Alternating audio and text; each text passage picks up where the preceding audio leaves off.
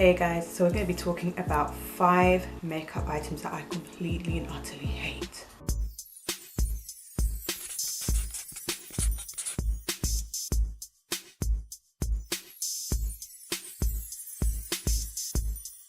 So this video was inspired by Lauren Mae Beauty. I saw her do this video, and when she did it I was like, you know what, some of the things that you're saying is definitely resonating, but there were a couple of other ones that I was thinking of as she was going through her list. So let's go. Okay, so the first on the list is items that will only work with other items.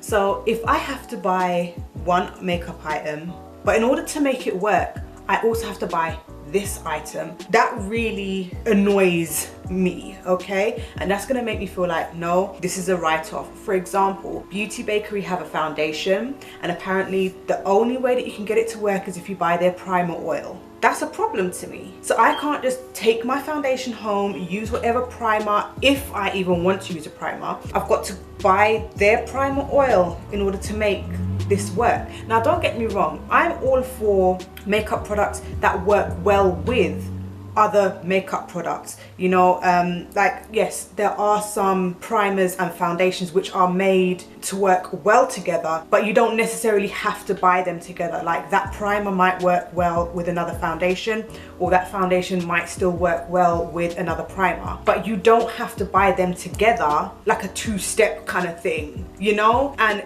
especially, like, I remember specifically this particular foundation where everyone was like, it just doesn't work, it just doesn't work. And then they were told, oh no, you have to buy the primer oil in order to make it work. And then when they got the primer oil, it worked. And it's like, but why should I have to buy this other step in order to make this first step work? It's a foundation. That's crazy to me. So I kind of feel like if I have to have this and this together to make it work, then you should sell it together. Like, why can't you just sell it together in the first place and just bring it out at one price rather than having it's just a mess. Anyway, next is glitter mattes. So matte eyeshadows with little sparkly bits throughout the shadow. 9 times out of 10 when you put these on, the glitter does not adhere to the lid, so it's just kind of pointless. It might look nice in the pan, but it's just not functional.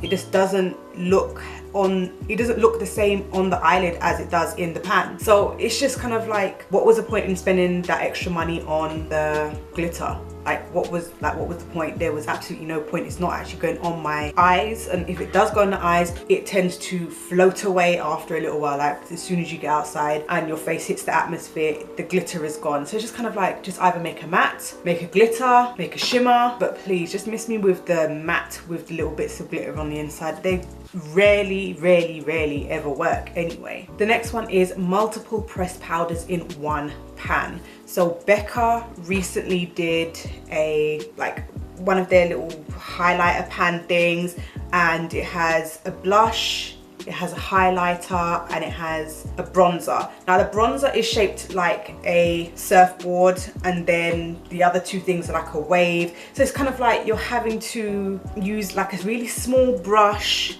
and you have to hit it at a certain angle.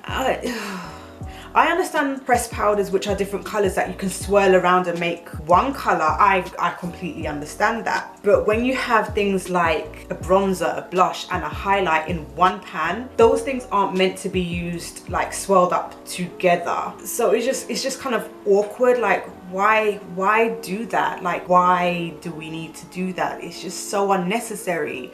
Like please, can you just give us a palette with a bronzer, a blush, and a highlight? Or like, oh.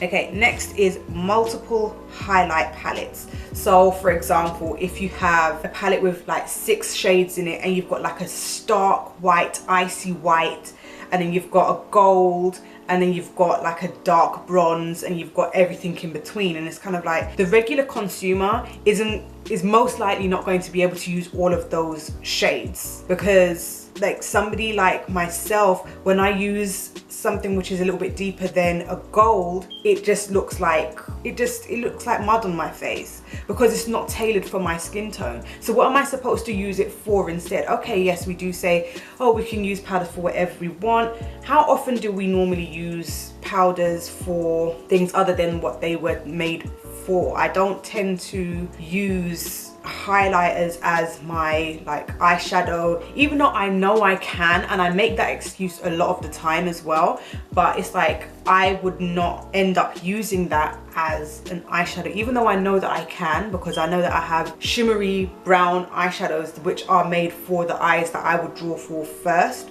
rather than going for a deep highlight which was made for highlighting. I'm not going to take preference of the highlighter over the eyeshadow because the eyeshadow is made for the eyes.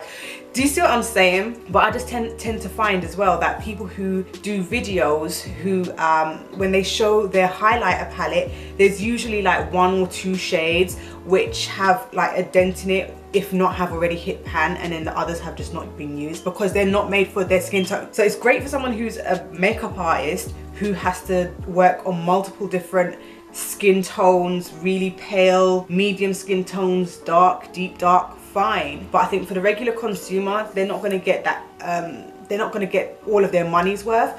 But at the same time, I can understand why brands do it, because number one, there's this whole thing about inclusivity. So if you have a palette and only really pale people can use it, you're going to get somebody with a deeper complexion saying, well, I can't use that. And then if you make a palette which is made for people who have just a deeper complexion, you get lighter people saying, well, I can't use that. So brands are making palettes where they're trying to cater to everybody all at once, so they're not being called out and as not being inclusive. So it's kind of like a double-edged blade, sword, whatever. Next is slightly tinted glosses. This really bugs me, okay, because it's like you have a gloss with a slight pink tint, but it looks like it's just clear. But you've got one which has a slight orange tint, but it just looks clear when you put it on the lips. And you've got one which has a slight green tint, but it just looks clear when you put it on the lip. And it's like, so what is the point? It looks green and pink and red and orange in the tube, but on the lip, it just looks like a clear gloss. I just feel like that is so pointless. Like, can you just make a high pigment gloss which is pink or red or purple or whatever it is, but those ones with just the slight tint, stop making them. No one can see that slight tint. They all just look clear, okay? I'm telling you, I feel so much better. Anyway, if you like this video, give it a thumbs up. Don't forget to subscribe, and I'll see you in the next one. Bye.